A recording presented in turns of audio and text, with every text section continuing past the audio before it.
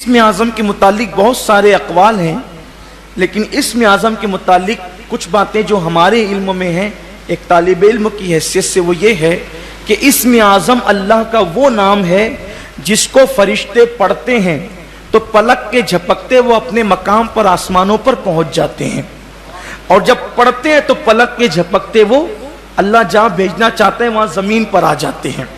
اسم اعظم وہ ہے کہ اگر وہ مردے پہ پڑھا جائے تو مردہ زندہ ہو جائے۔ اسم اعظم وہ ہے کہ جس کو پڑھ کر اگر زندے کو گھور دیا جائے تو وہ مر جائے۔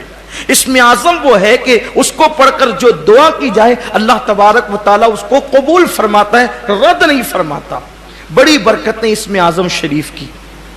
اسم اعظم کا مطلب ہوتا ہے سب سے بڑا نام۔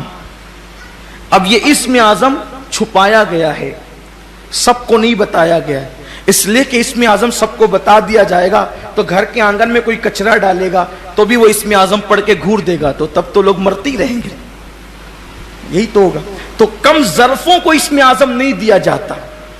یہاں ہمارے پاس ٹائم مختصر ہے، اور چونکہ میں پچھلے ہفتے بھی آیا تھا، کبھی آج بھی آ گیا ہوں، سفر میں تھا تو میں نے سوچا کہ ٹرین لیٹ ہو جائیں گی، تو اسی لیے کسی مسجد والوں سے وعدہ نہیں کیا، سوچا کہ جب بھی پہنچیں گے تو مرکز سے پہنچ کے نماز پڑھ لیں گے، لیکن خدا کے کرم سے وقت پر آ گیا تو میں نے سوچا کہ چلیں آپ سے بھی، آپ کی بھی کچھ خدمت کر لیں اور آپ کی دعائیں لے لیں۔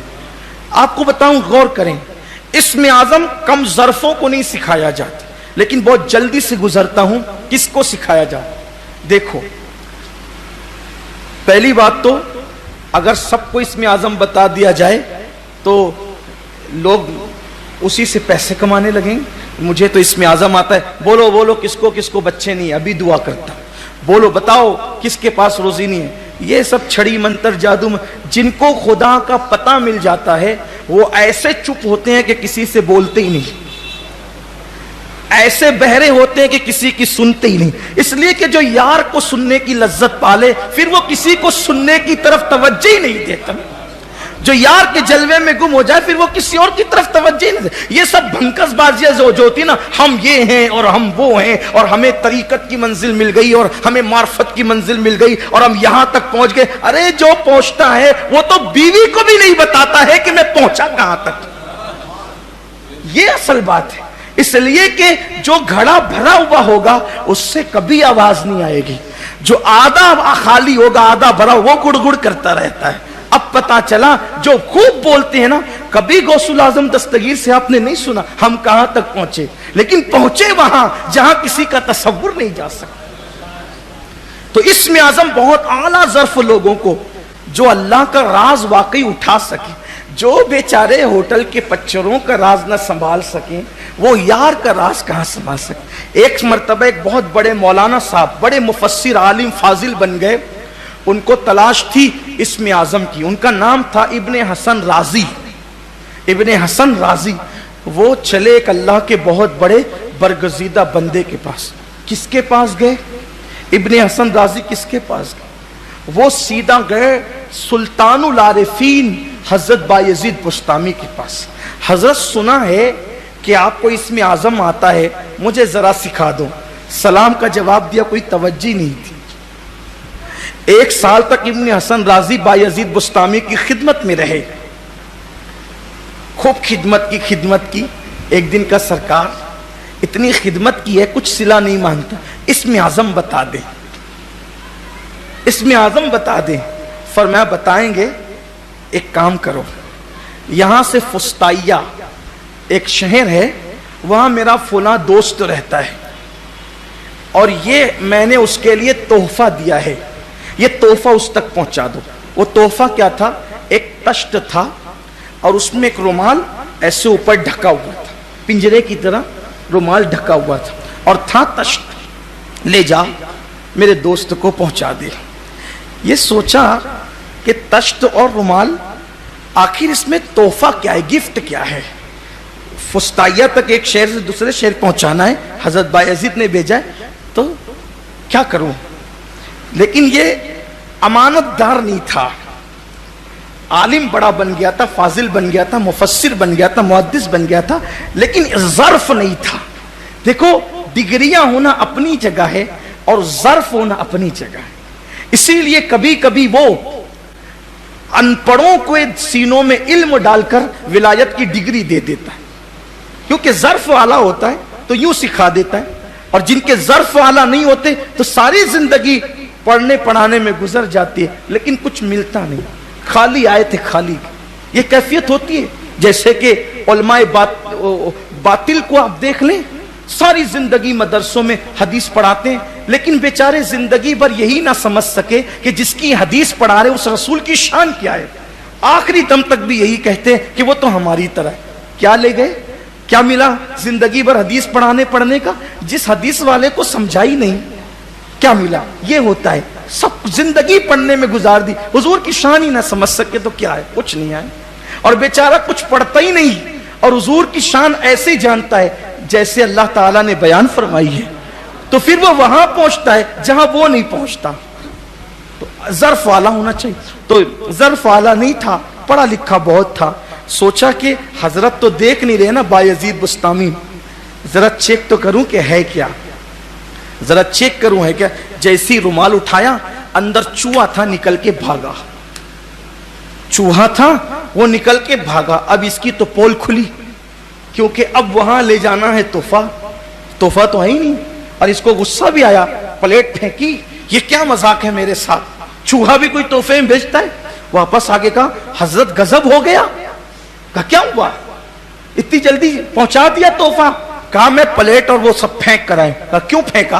कहा रास्ते में मैंने देखा, चेक किया तो उसमें चूहा था। चूहा भी तोहफे में भेजा जाता है? कहा तोहफा भेजना ही नहीं था, तुझे चेक करना था, इसलिए कि जो चूहे का राज नहीं छुपा सकता वो कुदरत का राज क्या छुपा सकता। उसको मैं इसमें आजम सिखाऊं, इसमें आजम उसको सिखाऊं जो मेरे राज को नहीं छुपा सकता, वो अल्लाह के राज को। जा यहां से, तू इसके काबिल नहीं है।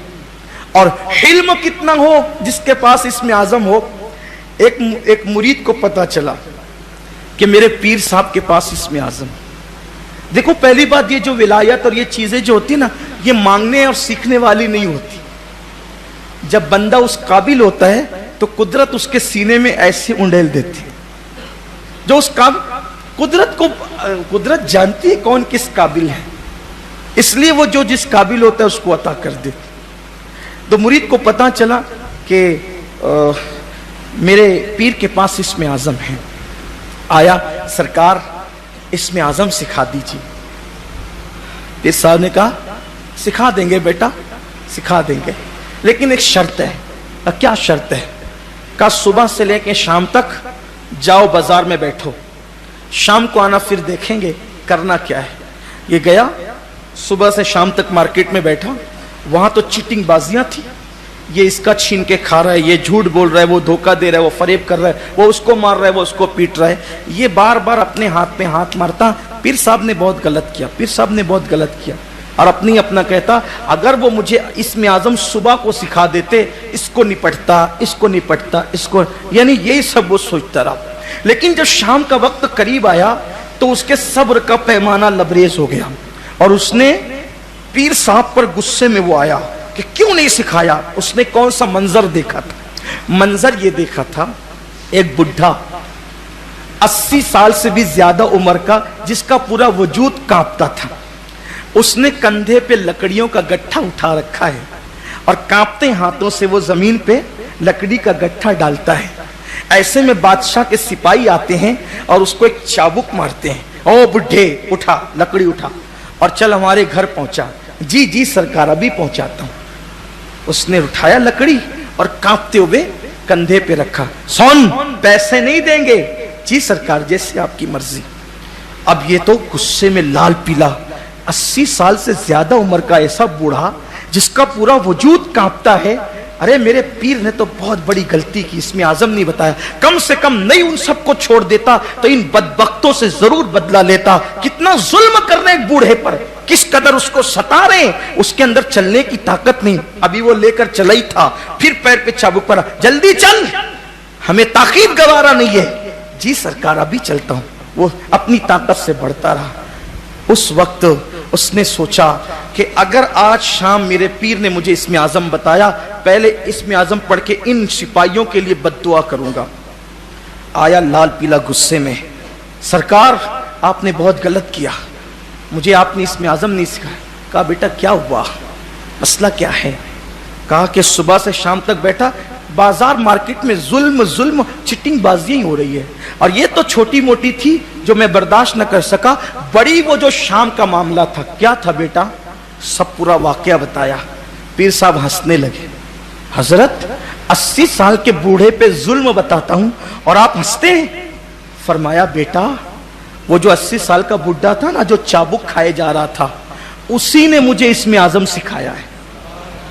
اسم اعظم اسی نے مجھے سکھایا ہے, وہ قطب ہے اس دور کا. تو کہا حضرت جب اس کو چابک پڑھتے ہیں تو میں اتنی ہمدردی کرتا ہوں کہ اسم اعظم پڑھ کے ان سپاہیوں کے لیے بد دعا کر دوں, وہ خود کیوں ان کے لیے بد دعا نہیں کرتا اور جی سرکار کہتا ہے. تو تب پیر نے فرمایا بیٹا جب صبر کا یہ مادہ سینے میں پیدا ہوتا ہے تب اللہ تعالیٰ لوگوں کو اسم اعظم عطا فرماتا ہے. یعنی اپنی ذات کے لیے بدلہ لینے کا بالکل انسان کے دل و دماغ سے خیال ہی نکل جائے تب اللہ تعالیٰ اسم اعظم سکھاتا ہے. اب بتائیں کون ہے ایسا؟ حضور پر تیر برستے ہیں احد کی جنگ میں, چہرہ زخمی ہوتا ہے اور حضور ہاتھ اٹھا کے کہتے ہیں اللہم اہدی قومی فإنہ لا یعلمون, اے اللہ میری قوم کو ہدایت عطا فرما, یہ مجھے نہیں پہچان. یہ انداز ہوتا. اب پتہ چلا اسم اعظم کسے کہتے ہیں اور اسم اعظم ملتا کسے.